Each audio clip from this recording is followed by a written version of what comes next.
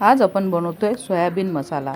ज्यांना सोयाबीन आवडत नसेल ते सुद्धा बोटं चाटून खातील अशी भन्नाट चवीची चमचमीत सोयाबीन मसाला अगदी कमी साहित्यात आपण ही भाजी बनवणार आहोत. जे नॉनव्हेज प्रेमी असतील त्यांच्यासाठी व्हेजमध्ये हा छान असा एक पर्याय आहे. मी ज्या पद्धतीने तयार केली आहे तशीच तुम्ही पण एकदा बनवून बघा, तुम्हाला ही नक्कीच आवडेल.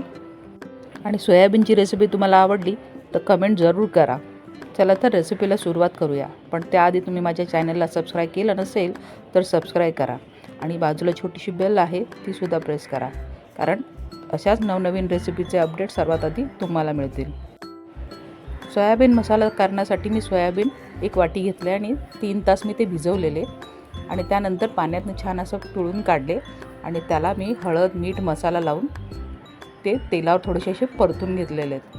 छान बघा, रंग बदलेपर्यंत आपण परतून घेणार आहोत.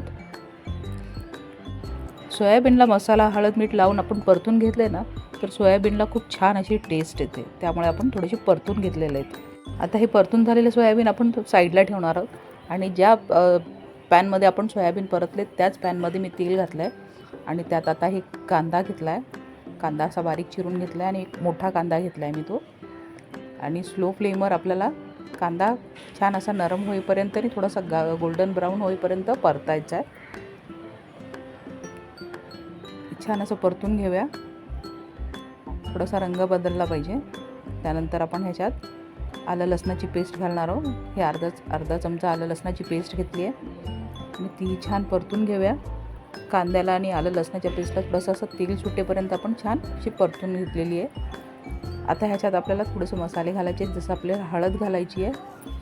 अर्धा चमचा मी हळद घेतली आहे. त्यानंतर मीठ घालणार आहोत चवीपुरतं, जसं आपल्याला मीठ हवं आहे तसं मी आता 1 चमचा घेतलेला आहे. आणि त्यानंतर मी ह्याच्यात आपला घरगुती मसाला, जसं की आपण म्हणजे आमचा मालवणी मसाला आहे, तो मी मालवणी मसाला घातला आहे. तुम्ही तुमच्याकडे मसाला असेल तो तुम्ही घालू शकता आणि तोही छान आपण परतून घेऊया. छान तेल सुटेपर्यंत आपल्याला परतून घ्यायचं आहे. हे बघा, छान सुगंध सुटला आहे आता मसाल्याचा. आता ह्याच्यात आपण 1 टोमॅटो घालूया. हा एक मी मोठा टोमॅटो घेतला आहे, तोही आता छान असा परतून घ्यायचा आहे. ह्याच्यामध्ये थोडासा नरम होईपर्यंत आपल्याला परतायचा आहे. टोमॅटो नरम होईपर्यंत आपण परतून घेऊया. हा बघा, छान असा नरम झाला आहे आणि तेलही छान सुटलेलं आहे आपल्या मसाल्याला. आता ह्याच्यात आपल्याला थोडंसं दही घालायचं आहे. दही मी हा बघा 1 चमचा घातला आहे, घट्ट दही आहे. तर तुम्ही 2 चमचे असं आपण दही घालूया आणि छान असं परतून घेऊया. आणि गॅसची फ्लेम मी स्लोच ठेवलेली आहे, फास्ट ठेवू नका नाहीतर आपलं दही फाटेल.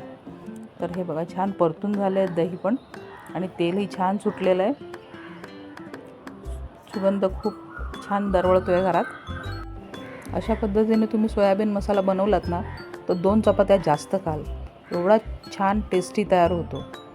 आता ह्याच्यात आपण थोडंसं पाणी घातलेलं आहे. थोडंसं पाणी घालून आपण हे जे मसाले छान असं परतून घेऊया. हे बघा, आणि छान असं तेल पण सुटलेलं आहे. आता ह्याच्यात आपण हे जे थोडेसे तळून घेतलेले सोयाबीन ते घालणार आहोत आणि छान मिक्स करून घेऊया. सोयाबीन घातल्यानंतर छान मी परतून झाल्यावर आपण कमीत कमी 2 ते 3 मिनटं फास्ट फ्लेमवर छान असं परतून घेऊया, म्हणजे जो मसाला आहे तो पूर्ण सोयाबीनला छान असा लागेल. आणि 2-3 मिनटानंतर आपण ह्याच्यात पाणी घालणार आहोत.